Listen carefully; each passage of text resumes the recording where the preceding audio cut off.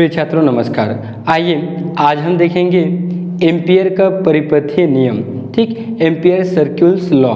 पिछले क्लास में हमने देखा था धारावाही वृत्ताकार लूप के अक्ष पर चुंबकीय क्षेत्र की तीव्रता। तो उसका वीडियो आपने नहीं देखा है तो डिस्क्रिप्शन बॉक्स में फिजिक्स 12th का प्लेलिस्ट मिल जाएगा, आपको उसे क्लिक कीजिएगा, उसमें आपको सारे वीडियो मिल जाएंगे। तो चलिए देखते हैं हम एम्पियर का परिपथीय नियम। ठीक, ध्यान दीजिए, जब हम इस चैप्टर को स्टार्ट किए थे अर्थात गतिमान आवेश और चुंबकत्व को, तो सबसे पहले देखे थे हम धारा का चुंबकीय प्रभाव, जो किस पर आधारित था? ऑस्टेट के प्रयोग पर। तो ऑस्टेट ने क्या बताया था? किसी चालक तार में हम धारा प्रवाहित करते हैं तो उसके चारों ओर चुंबकीय क्षेत्र उत्पन्न हो जाती है, और इस घटना को ही क्या कहते हैं? हम धारा का चुंबकीय प्रभाव कहते हैं। अर्थात इस तार के चारों ओर चुंबकीय क्षेत्र उत्पन्न हो जाती है बी। ठीक, क्या उत्पन्न होती है? चुंबकीय क्षेत्र बी। अब हम दाहिने हाथ के नियम से देखते हैं। किससे देखते हैं? दाहिने हाथ के नियम से।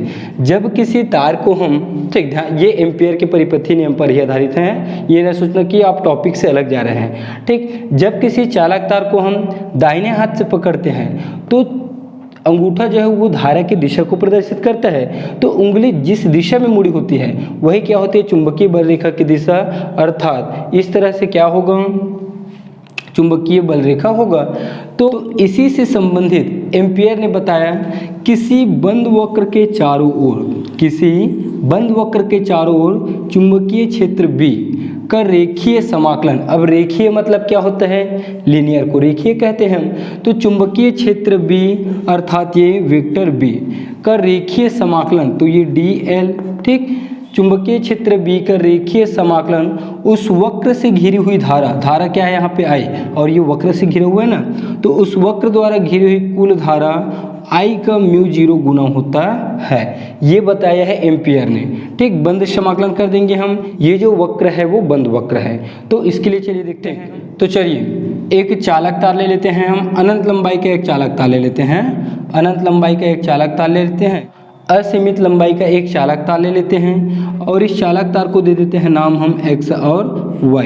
इसमें धारा प्रवाहित करते हैं हम I। जब इस चालक तार में धारा प्रवाहित करते हैं तो इसके चारों ओर चुंबकीय क्षेत्र उत्पन्न हो जाती है। ठीक, इस तरह से इसके चारों ओर चुंबकीय क्षेत्र उत्पन्न हो जाती है,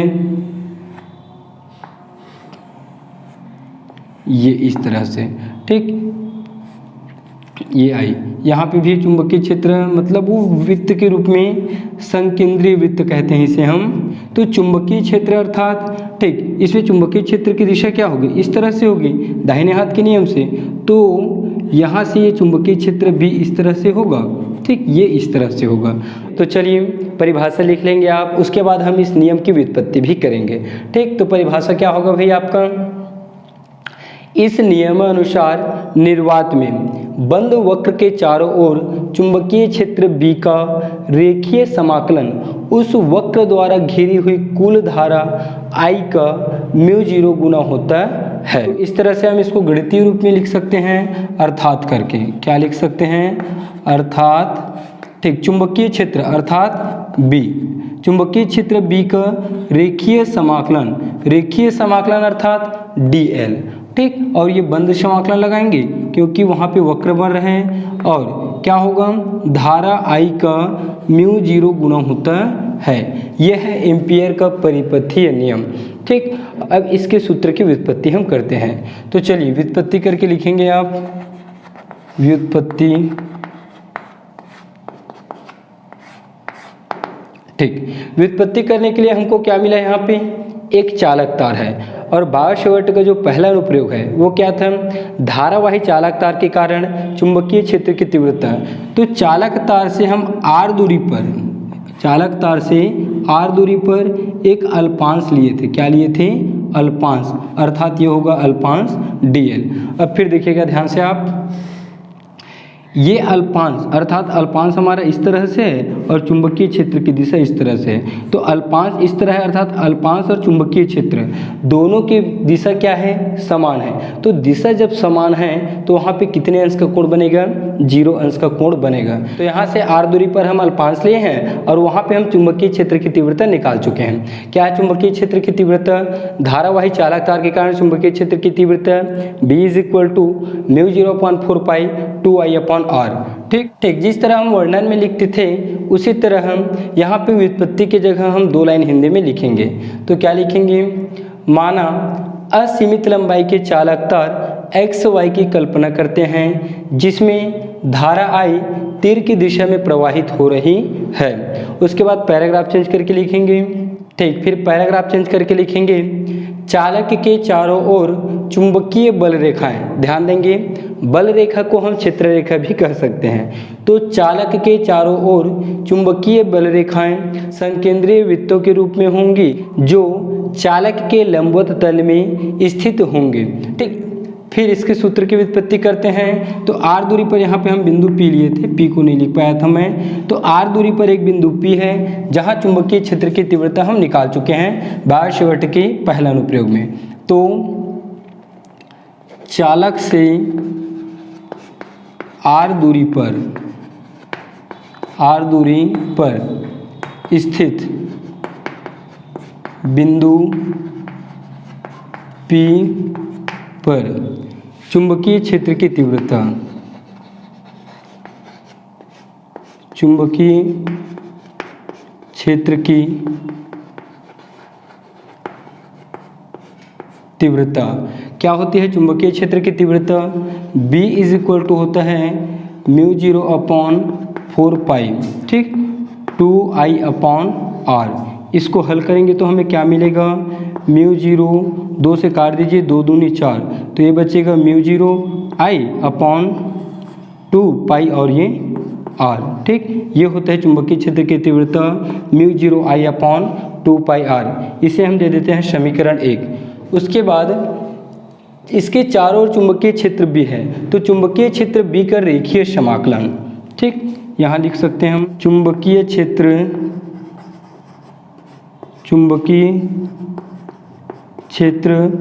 B का रेखीय समाकलन, अर्थात रेखा है तो रेखा को क्या कहते हैं हम, लीनियर। तो ये होगा B डॉट DL और ये लगा देते हैं हम वेक्टर और ये बंद समाकलन का चिन्ह। अब हमें पता है जब डॉट को हम हटाते हैं तो वहाँ क्या लगाते हैं, कॉस थीटा, तो ये होगा BDL और कॉस थीटा। थीटा देखिए कहाँ पे बढ़ रहा है, ये है हमारा अल्पांश, अर्थात यहाँ पे हमारा अल्पांश है और अल्पांश की ही दिशा में चुंबकीय क्षेत्र B है, तो दोनों की दिशा समान है, अर्थात थीटा का मान क्या होगा, 0 अंश होगा। तो यहाँ हम लिख सकते हैं B और DL की दिशा समान है। तो B और DL, ठीक, B और ये DL दोनों की दिशा जब समान है तो थीटा इज इक्वल टू क्या लेंगे हम, थीटा इक्वल टू लेंगे 0 डिग्री। क्या लेंगे, थीटा इक्वल टू 0 डिग्री। अब इस मान को हम यहाँ पे रखते हैं तो ये मिलेगा हमें बंद समाकलन B डॉट DL, ठीक, इक्वल टू थीटा की जगह क्या रखेंगे हम, बंद समाकलन BDL और कॉस 0 अंश। कॉस 0 का मान क्या होता है, 1, क्या होता है 1, और समीकरण 1 से हम B के भी मान को यहाँ पे रखेंगे। तो समीकरण 1 से मैं B का भी मान रख रहा हूँ और कॉस 0 का भी मान रख रहा हूँ, अर्थात B का मान होगा μ0 I अपॉन 2 पाई R और ये DL। कॉस 0 का मान क्या होता है, 1 होता है, इसको मैं यहाँ लिख देता हूँ cos 0 इक्वल टू 1, तो 1 को लिखने की ज़रूरत नहीं है। यहाँ पे DL के सापेक्ष समाकलन है, तो DL को छोड़ के इस सभी को क्या करेंगे, हम समाकलन के चिन्ह से बाहर निकालेंगे, अर्थात ये इस तरह से होगा μ0 I अपॉन 2 पाई R और बंद समाकलन DL, ठीक। DL क्या है, वृत्त की परिधि पर लिया हुआ एक छोटा सा खंड अर्थात अल्पांश, और जैसे यहाँ पे समाकलन का चिन्ह लग गया है अर्थात क्या है, वो पूरे वृत्त को दिखा रहा है। तो हम वृत्त की परिधि, तो समाकलन के चिन्ह और DL एक परिधि है छोटा सा, तो ये समाकलन चिन्ह लग गया, तो इस पूरे को कह सकते हैं हम वृत्त की परिधि। और वृत्त की परिधि का सूत्र क्या होता है, वृत्त की परिधि का सूत्र होता है बंद समाकलन DL, ये होता है 2 पाई आर, क्या होता है 2 पाई आर। तो इसके जगह क्या रखेंगे हम 2 पाई आर रखेंगे, तो ये 2 पाई आर से 2 पाई आर कैंसिल, तो यहाँ पे बचेगा म्यू 0 आई, क्या बचेगा म्यू 0 आई। और इधर लेफ्ट साइड में हम क्या ले रहे थे, बंद समाकलन बी डॉट डी एल, और यही क्या है एम्पियर का परिपथीय नियम।